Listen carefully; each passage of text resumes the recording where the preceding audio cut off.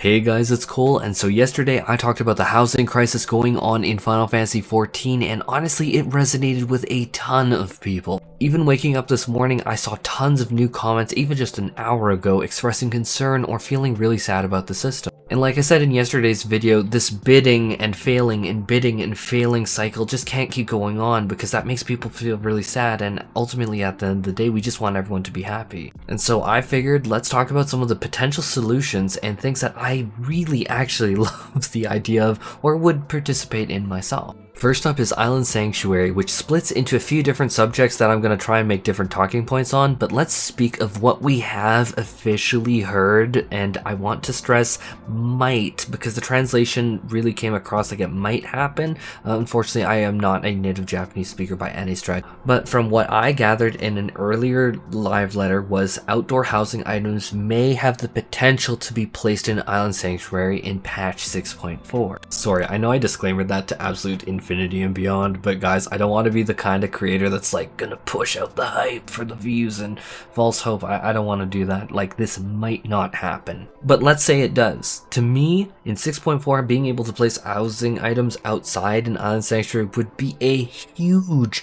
monumental step forward, because this is one of the biggest appeals in general of housing, is having that customized personal space, and the amount of outdoor features that you get as a homeowner is frankly huge. Chocobo stables, that's a big one. Gardening, miniature aetheryte to teleport to and have easy home access. Like, if I'm speaking very frankly here, it is super rare, even though I'm logged in like literally all day every day, to ever catch me in Limsa Lominsa.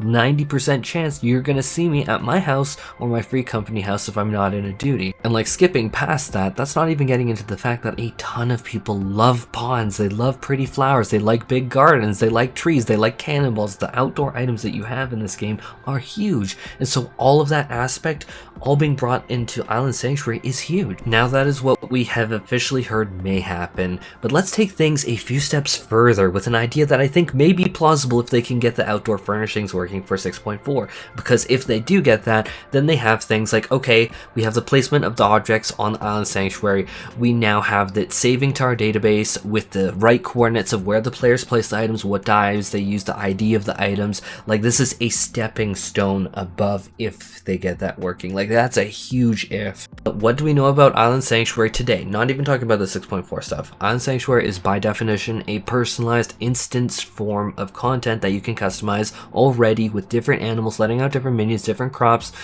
different granary sending out for items, letting out different minions at different levels of like the Island Sanctuary zones. Like, you can put it near where you enter, you can put it near like the cozy cabin and such. You also can be at different levels of progression on the island, different orchestrion. Like, the amount of details they've gone into with the orchestrion is like mind-blowing, or like even the ability for the music to like fade out further you go, and so much more. The amount of customization here is already very huge, which I'm a huge fan of. And so now, taking that elementary step forward from the 6.4 furnishing placements working out in patch 6.5, what if they went all in and said, hey guys, once you reach rank 20 in Island Sanctuary, you get to build your own personal mansion.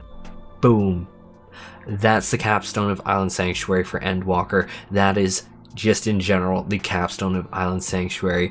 Now everyone gets access to their own personal private house on their island.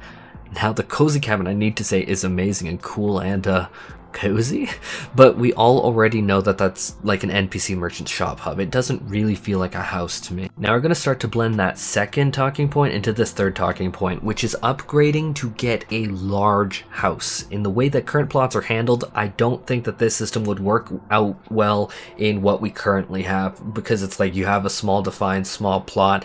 You can't really make that a medium with out, either completely breaking the game or completely making it not immersive, and I don't think that they would go that way. But in Island Sanctuary, with that idea, let's say that you have the rank 20 capstone. Now you have, say, a bunch of different building patterns, and you could start building out a small. You could be like, okay, making the smalls windows, okay, making the smalls doors, making the smalls walls. We already have similar systems for something like Ishgardian Restoration. I mean, Ishgardian Restoration, were you actually making a house? No, but I'm thinking, wow, I really made a whole lot of windows and stuff. But then we could take the steps forward and be like, okay, now you're building out a medium, and we're talking insane amounts of materials and seafarers, calories, and the rest. Like, I'm not saying just give it to us willy-nilly, because that'd be kind of meh. I don't want it to be just given. Instead, I think that this could really be the end game of Island Sanctuary. You're building up to get a mansion on your island using all of the systems, the handicrafts, the mammoths, just going hog wild. And bro, I need to be very serious here. Totally, like, just honest. I would be going absolutely hog wild collecting and gathering stuff and making handicrafts. Like, this would be an incredible time sink, and the grind, I know based on the comments on my videos, Reddit, the forums, the rest, people would do this and they'd absolutely crank Island Sanctuary to be alarmingly, staggeringly popular content, which I already think that it's pretty popular, but I think that this would just, it would be absolutely insane. It would be a mad rush to Island Sanctuary. And like, okay, I might be in my own crazy, silly little world, but I actually think that this could plausibly be the end game in patch 6.5, and the developers have been slowly pushing us into that direction. Like, I know I might be crazy right now, but people would be so hyped. It would actually be ridiculous. Okay, fairy tale ideal scenario that I genuinely think would be the most cool shit ever out. We have gotten that out of the way. Now let's be a little bit more cynical, which is servers cost money, electricity costs money, development time costs money, and that kind of endeavor may take a lot of money. Allowing everyone to have access to a large house and storing all of that data with item dyes, item coordinates, item IDs, and it's very significant over an entire player base. Now, this isn't going to be an epiphany to anyone. Everyone's going to be like, okay, we knew that. But I do think that this is important to bring up because it's the current system we have. We currently have a retainer system where you can get a basic, it's like 2 retainers, I think, with your normal subscription fee for 14.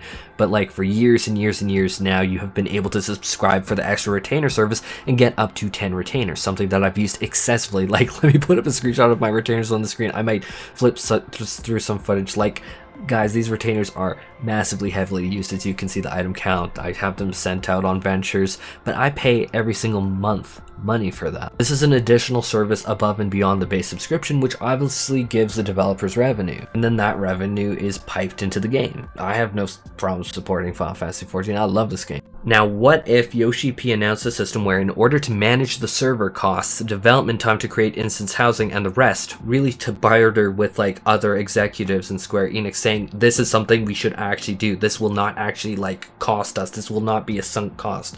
Like, what if Yoshi P said that would cost you an extra $15 a month? And frankly, that might be an overestimation. It might be $2, it might be $5, just some amount. And see, that may sound overly cynical, or like people would never do it, but I'm not going to sit here pretending that I'm stupid. Before the housing system was changed to the new system, it was a placard clicking system where we had people selling houses on eBay, on Gilgamesh, for sometimes multiple thousands of dollars. I personally saw it. I personally saw people actually buy it. I went to those houses. Like, this is before I was making freaking YouTube videos, and that might seem like an exaggeration. People spending thousands of dollars to get a large on Gilgamesh. Yeah, have you seen Mist Plus High? Unfortunately, I'm serious here. There was a huge underlying RMT problem, and Square Enix obviously crushed it, which is fair. I think that it was also a very big source of pain because people were scamming each other.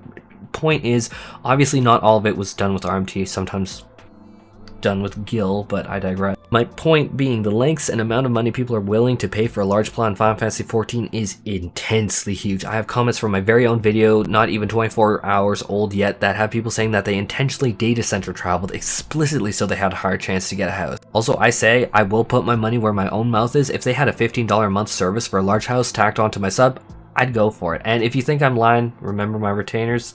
Hold me to it if it ever happens. Housing is a huge pillar in this game, and I can't say it enough. If it wasn't for housing, I would have quit in Stormblood. It's a huge system I've been a major proponent of for years. Check my history on this channel. I am not lying. It's all public. So at this point, I'm going to wrap up the video. I think honestly, any of these ideas would be great and really help the player base out. Frankly, I would prefer the Island Sanctuary rank 20 patch 6.5 capstone of grinding on that island until I'm blue in the face for a large. To me, that's the most ideal scenario. I'd go absolutely wild on Island Sanctuary. Like, guys, I hit rank 12 in under 24 hours.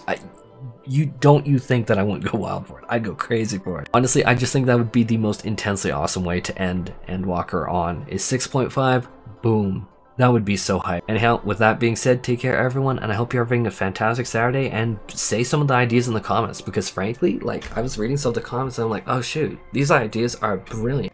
With that said, take care everyone, and I hope that you are having a fantastic Saturday.